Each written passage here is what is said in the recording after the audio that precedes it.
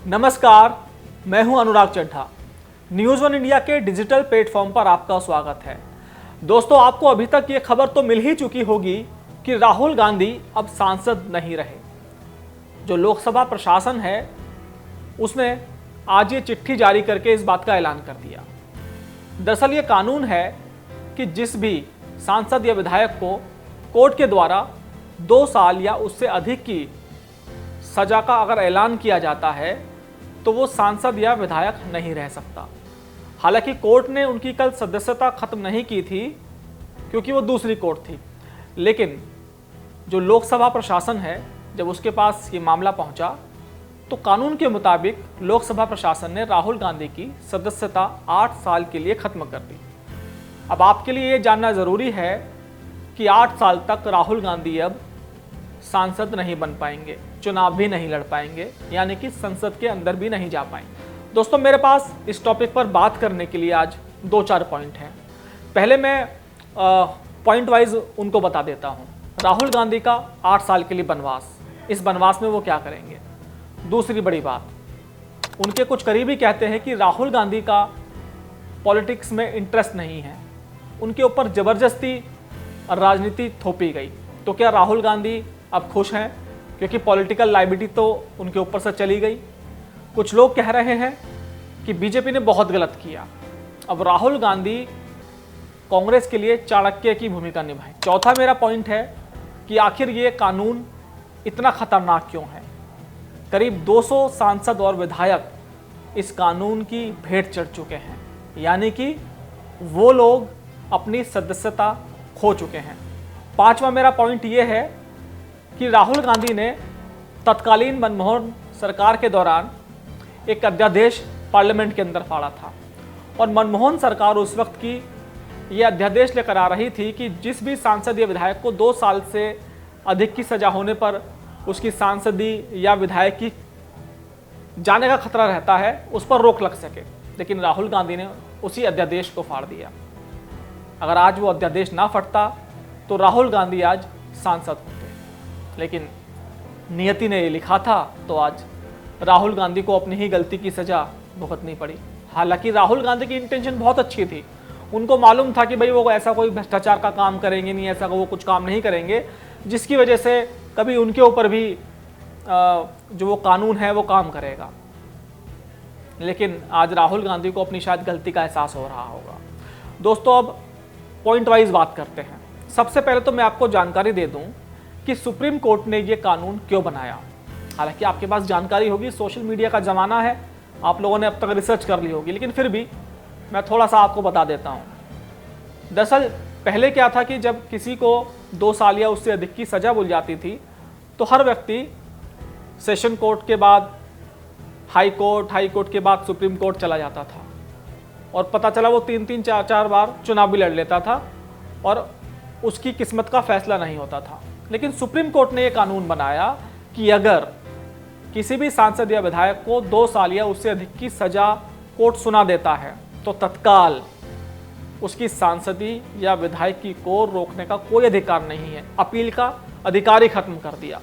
सिर्फ एक अधिकार उस व्यक्ति के ऊपर छोड़ दिया कि जो सजा बोली है उसके लिए 30 दिन की उसको मोहलत दे दी, जो राहुल गांधी को भी मिली है कि 30 दिन तक के लिए भैया वो ऊपर की कोर्ट में जा सकता है। अगर ऊपर की कोर्ट उसको राहत देती है तो वो जेल नहीं जाएगा, जमानत पर वो बाहर रहेगा।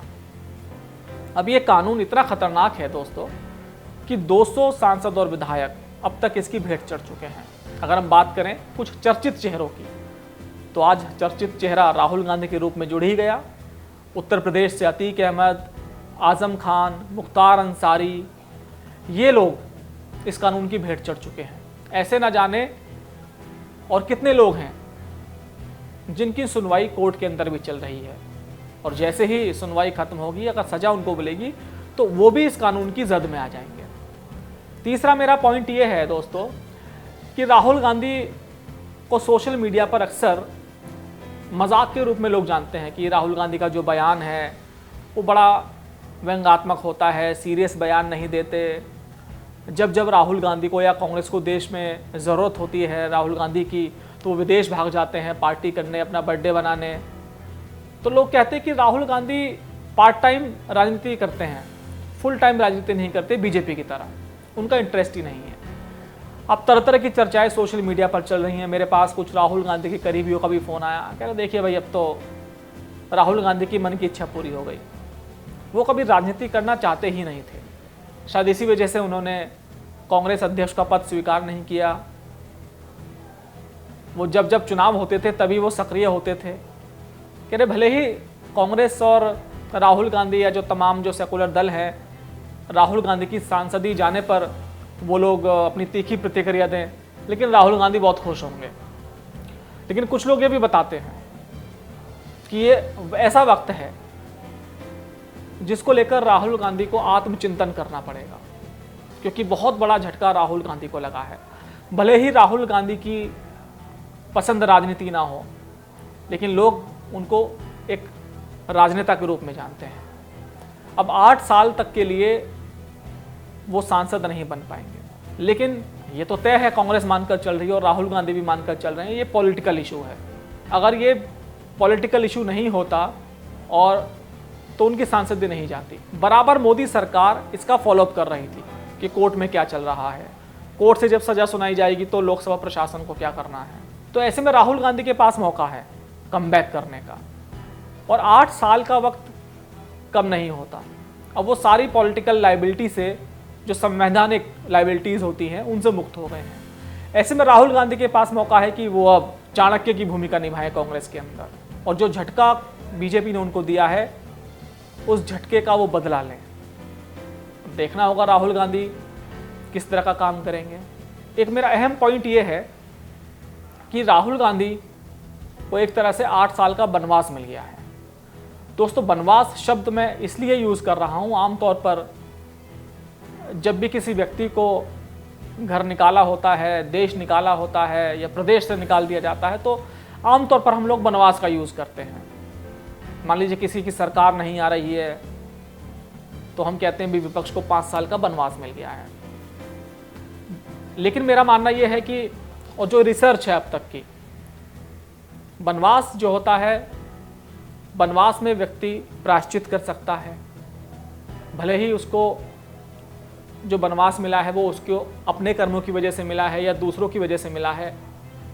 वनवास का एक इतिहास रहा है कि जो जब जब वनवास में गया है वो शक्ति अर्जित करके लौटा है।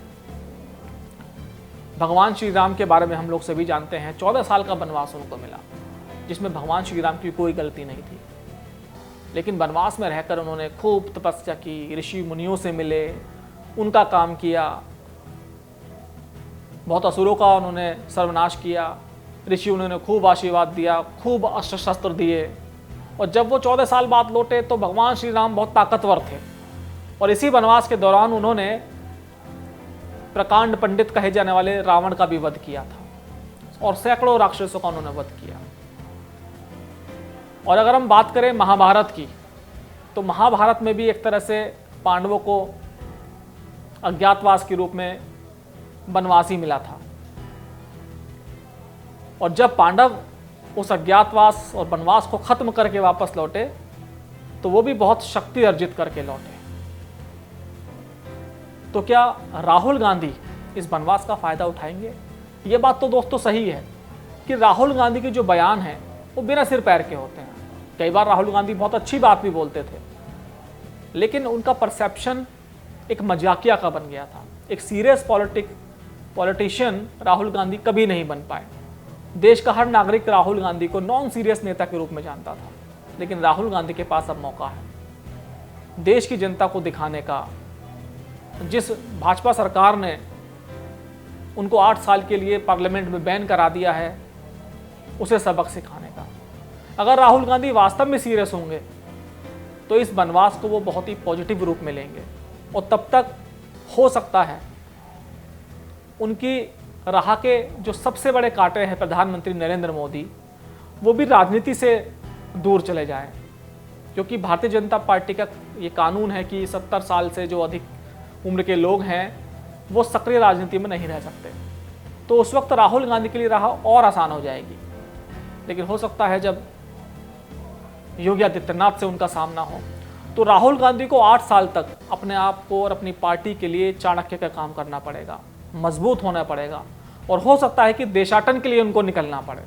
तो दोस्तों, आज की जो ये घटना है, ये बहुत बड़ी घटना है। राहुल गांधी की जो सदस्यता खत्म हुई है, क्योंकि वो मुख्य विपक्षी दल के बड़े नेता थे। तो दोस्तों, आज की वीडियो में इतना ही। फिर आपसे मुलाकात होगी किसी दूसरी वीडियो के साथ। तब तक के लिए इजाजत दीजिए। नमस्कार।